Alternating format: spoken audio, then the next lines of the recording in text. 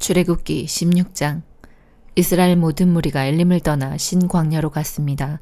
신 광야는 엘림과 시내산 사이에 있었습니다. 그때는 그들이 이집트에서 나온 날로부터 한 달째 되는 두 번째 달 15일이었습니다. 그때 모든 이스라엘 무리가 광야에서 모세와 아론을 원망했습니다. 이스라엘 백성이 모세와 아론에게 말했습니다.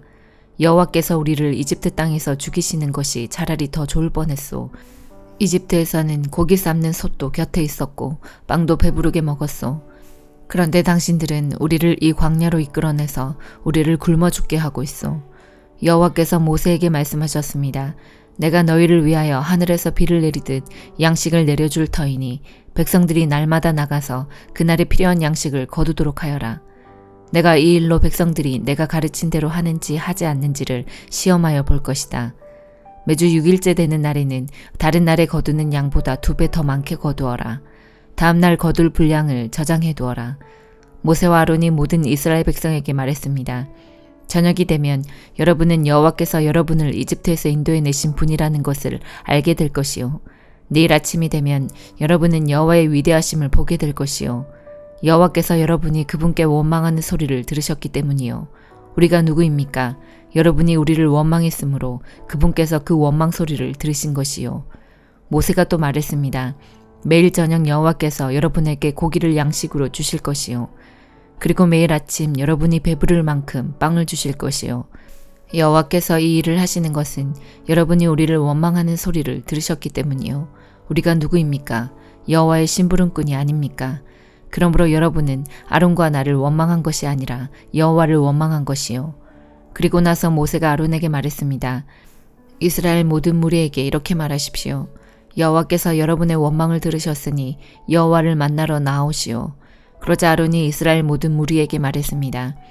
아론이 말을 할 때에 무리가 광야 쪽을 바라보니 여호와의 영광이 구름 속에서 나타났습니다. 여호와께서 모세에게 말씀하셨습니다. 나는 이스라엘 백성의 원망하는 소리를 들었다. 그러므로 그들에게 전하여라. 저녁이 되면 너희는 고기를 먹게 되리라. 그리고 매일 아침 너희는 배부를 만큼 빵을 먹을 수 있을 것이다. 그렇게 되면 너희는 내가 너희 하나님 여호와라는 것을 알게 될 것이다. 그날 저녁에 메추라기가 와서 이스라엘 백성들이 살고 있는 천막들을 덮었습니다. 아침이 되자 이번에는 이슬이 천막 주위를 덮었습니다. 이슬이 거치자 서리와 같은 얇은 조각이 땅 위에 있었습니다. 이스라엘 백성은 그것이 무엇인지 알지 못했으므로 서로 이것이 무엇이냐 하고 물었습니다. 그래서 모세가 그들에게 말해 주었습니다. 이것은 여호와께서 여러분에게 먹으라고 주신 양식이요.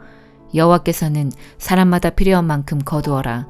가족마다 식구 수대로 한 사람당 한 오멜씩 거두되 장막 안에 있는 가족의 분량도 거두어라 하고 말씀하셨소.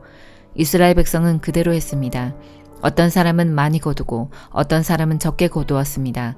사람마다 자기가 거둔 것을 달아보니 많이 거둔 사람도 남지 않았고 적게 거둔 사람도 모자라지 않았습니다. 사람마다 각기 필요한 만큼 거두었습니다. 모세가 백성에게 말했습니다. 누구든지 아침까지 그것을 조금이라도 남겨두지 마시오. 하지만 어떤 사람들은 모세의 말을 듣지 않았습니다. 그 사람들은 다음날 아침에 먹을 것을 따로 남겨두었습니다. 그러나 그것은 벌레가 먹어서 썩기 시작했습니다. 모세는 그 사람들에게 화를 냈습니다. 아침마다 사람들은 각기 필요한 만큼 음식을 거두었습니다. 하지만 해가 높이 떠서 뜨거워지면 그것이 녹아버렸습니다. 6일째 되는 날에는 사람마다 2배씩, 그러니까 음식을 2오멜씩 거두었습니다. 무리의 모든 지도자들이 다 모세에게 와서 그 일에 대해 말했습니다. 모세가 그들에게 말했습니다. 여호와께서 이렇게 명령하셨소. 내일은 쉬는 날이며 여호와의 거룩한 안식일이요. 여러분은 구울 것은 굽고 삶을 것은 삶으시오. 그리고 남은 음식은 내일 아침까지 남겨두시오. 그리하여 백성은 모세가 명령한 대로 그것을 다음날 아침까지 남겨두었습니다. 그들 가운데 썩은 냄새가 나는 것이 하나도 없었으며 벌레 먹은 것도 없었습니다. 모세가 백성에게 말했습니다. 어제 거둔 음식을 드시오. 오늘은 여호와의 안식일이니 들에 나가도 아무것도 얻지 못할 것이요. 6일 동안은 음식을 거두어야 하지만 7일째가 되는 날은 안식일이니 그날에는 땅에 아무 음식도 없을 것이요.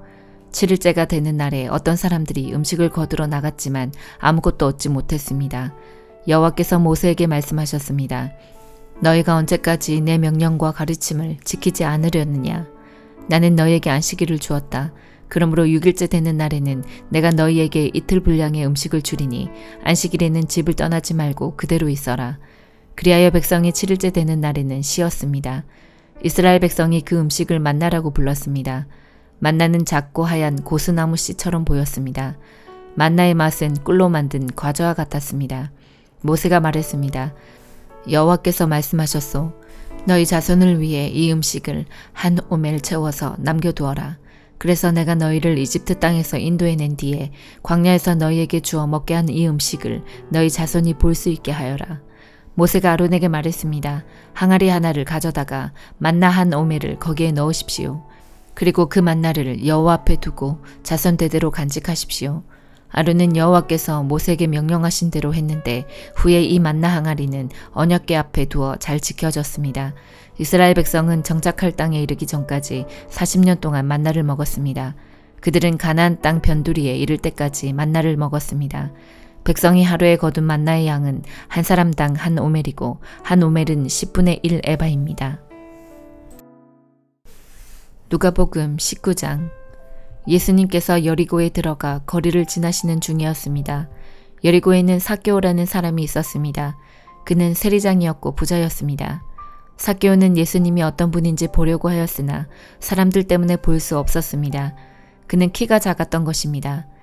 그는 예수님을 보려고 앞서 달려가서 뽕나무에 올라갔습니다. 왜냐하면 예수님께서 그 길을 지나실 것이었기 때문입니다. 예수님께서 그곳에 이르러 위를 쳐다보시고 삭개오에게 말씀하셨습니다. 삭개오야, 어서 내려오너라. 오늘 내가 네 집에서 묵어야 하겠다. 삭개오가 빨리 내려와 예수님을 기쁘게 맞이했습니다. 사람들은 이것을 보고 모두 수군거렸습니다. 저 사람이 죄인의 집에 묵으려고 들어갔다. 삭개오가 서서 주님께 말씀드렸습니다. 주님, 제 재산의 절반을 가난한 사람들에게 주겠습니다. 그리고 제가 남의 것을 속여 얻은 것이 있으면 4배로 갚겠습니다. 예수님께서 삭개오에게 말씀하셨습니다. 오늘 이 집에 구원이 찾아왔다. 이 사람도 아브라함의 자손이다. 인자는 잃어버린 사람을 찾아 구원하러 왔다. 사람들이 예수님의 말씀을 듣고 있을 때 예수님께서 비유를 들어 말씀해 주셨습니다. 이 비유를 드신 것은 예수님께서 예루살렘에 가까이 오셨으므로 사람들이 곧 하나님 나라가 나타날 것으로 생각하였기 때문입니다. 예수님께서 말씀하셨습니다. 어떤 귀족이 왕위를 받아오려고 먼 나라로 가게 되었다. 그는 10명의 종을 불러 한 문화씩 10문화의 돈을 나눠주면서 말했다. 내가 돌아올 때까지 장사를 하여라. 그러나 그들은 그를 미워하여 밀사를 뒤따라 보내어 왕위를 줄 사람에게 말을 전하였다. 우리는 이 사람이 우리의 왕이 되는 것을 원하지 않습니다. 그러나 그 귀족은 왕위를 받아가지고 돌아와서 돈을 맡겼던 종들을 불러 장사를 어떻게 했는지 알아보려고 하였다. 첫 번째 종이 와서 말했다. 주인님, 주인님의 한 문화로 10문화를 만들었습니다. 왕이 그에게 말했다. 잘하였다, 착한 종아. 네가 아주 적은 일에 충실하였으니 너에게 10마을을 맡기겠다. 두 번째 종도 와서 말했다. 주인님, 주인님의 한 문화로 5문화를 만들었습니다. 왕이 그에게도 말했다. 너에게는 5마을을 맡기겠다. 그런데 또 다른 종이 와서 이렇게 말하였다. 주인님, 주인님의 돈을 보십시오. 내가 이것을 수건에 싸두었습니다. 주인님은 엄하신 분이라 제가 주인님을 두려워하여 그렇게 했습니다. 주인님은 맡기지 않은 것을 가져가고 심지도 않은 것을 걷어들이십니다. 그러자 주인이 그에게 말하였다. 이 악한 종아, 네가 한 말로 너를 판단하겠다. 너는 내가 맡기지 않은 것을 가져가고 심지도 않은 것을 걷어들이는 엄한 사람으로 알았느냐? 그렇다면 왜 내 돈을 은행에 맡겨 내가 돌아왔을 때 이자와 원금을 받게 하지 않았느냐? 그리고서 주인은 곁에 선 사람들에게 말했다. 저에게 있는 문화를 빼앗아 10문화 가진 사람에게 주어라. 그러자 사람들이 말했다. 주인님, 그에게는 이미 10문화가 있습니다. 내가 너희에게 말한다. 있는 사람은 더 받을 것이고 없는 사람은 있는 것마저 빼앗길 것이다. 내가 왕이 되는 것을 원치 않던 내 원수들을 끌어다가 내 앞에서 죽여라. 예수님께서 이 말씀을 하시고 앞장서서 예루살렘을 향해 올라가셨습니다. 올리브산 근처에 있는 벳바게와 베다니에 이르렀을 때였습니다. 예수님께서 2 제자를 보내셨습니다. 그리고 말씀하셨습니다. 맞은편 마을로 가거라. 그곳에 들어가면 아무도 타보지 않은 나귀 새끼 한 마리가 메어 있는 것을 볼 것이다. 그것을 풀어 이리 끌고 오너라. 만일 누가 왜 나귀를 푸시오 하고 묻거든 주님께서 필요하시답니다 라고 말하여라. 보냄을 받은 제자들이 가보니 예수님께서 말씀하신 대로 나귀 새끼를 발견했습니다.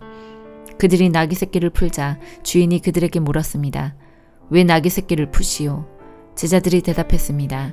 주님께서 필요하시답니다. 제자들이 나귀를 예수님께 끌고 와서 자기들의 겉옷을 벗어 나귀의 등에 펴고 예수님을 태웠습니다.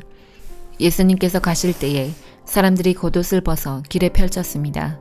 예수님께서 올리브산 비탈길 가까이 오셨을 때 모든 제자들이 기뻐하며 큰 소리로 하나님을 찬양하였습니다. 그것은 이들이 여러 가지 기적을 목격했기 때문입니다. 주님의 이름으로 오시는 왕에게 복이 있다. 하늘에는 평화, 가장 높은 곳에는 영광. 그러자 사람들 사이에 있던 몇몇 바리새파 사람들이 예수님께 말했습니다. 선생님, 제자들을 꾸짖으십시오. 예수님께서 대답하셨습니다. 내가 너희에게 말한다. 이 사람들이 잠잠하면 돌들이 소리를 지를 것이다. 예수님께서 예루살렘에 가까이 오셔서 그 도시를 바라보시고 눈물을 흘리셨습니다. 그리고 말씀하셨습니다. 오늘 네가 평화의 길을 알았더라면 좋았을 텐데 그러나 지금은 이것이 너에게 감춰져 있다. 네 원수들이 너를 향해 흙덩이를 쌓고 너를 애워싸고 사방으로 포위할 때가 올 것이다. 그리고 너를 짓밟고 너와 함께한 네 자녀들도 짓밟을 것이다. 또한 돌 위에 다른 돌 하나라도 남지 않게 할 것이다. 이는 하나님께서 찾아온 때를 네가 깨닫지 못했기 때문이다. 예수님께서 성전에 들어가 장사하는 사람들을 내쫓기 시작하셨습니다. 그리고 그들에게 말씀하셨습니다. 내 집은 기도하는 집이다 라고 성경에 쓰여 있는데 너희는 이 집을 강도의 소굴로 만들었다. 예수님께서 날마다 성전에서 가르치셨습니다. 그러자 대제사장들과 율법학자들 그리고 백성의 지도자들이 예수님을 죽이려고 하였습니다. 그러나 모든 백성들이 예수님의 말씀을 열심히 듣고 있었으므로 예수님을 죽일 방법을 찾을 수 없었습니다. 욥기 34장. 엘리후가 계속 말했습니다. 현명한 어르신들이여 내 말을 들으십시오. 총명한 여러분이시여 내 이야기에 귀 기울여 주십시오. 귀가 말을 알아듣듯 혀는 음식 맛을 느끼지요. 무엇이 옳고 무엇이 선한 것인지 찾아보도록 합시다. 욥은 나는 의롭지만 하나님께서는 나를 옳지 않게 여기신다고 주장했습니다. 나는 정직한데 거짓말쟁이 취급을 당한다. 죄도 없는데 그분이 나를 쳐서 죽이려 하신다. 세상에 이렇게 옳지 못한 말을 물 마시듯 하는 사람이 또 어디 있습니까?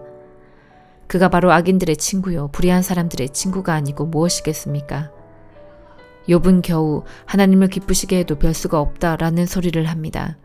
그러니 현명하신 어른들이여 내 말을 들어보십시오. 하나님은 절대 악을 행하지 않으십니다. 전능자는 절대 잘못 행하지 않습니다. 그것은 그분이 사람이 행한 대로 갚아주시고 그들의 길을 보고 다루시기 때문입니다. 진실로 하나님은 악하게 행하실 수 없으며 전능자는 공의를 무너뜨리지 않습니다. 누가 하나님을 땅의 왕으로 세우셨습니까? 누가 하나님께 세상을 다스리도록 하셨습니까? 만일 그분이 자기만 생각하셔서 영과 숨 기운을 거두어 가신다면 어떻게 될까요? 모든 사람이 다 망하고 다시 흙으로 돌아가고 말 것입니다. 총명한 욥 어르신, 내 말 뜻을 아시겠지요? 내 말을 귀담아 들으십시오. 공의를 미워하시는 분이라면 그가 어떻게 다스릴 수 있을까요? 당신이 의로우신 전능자가 잘못됐다고 말할 수 있습니까?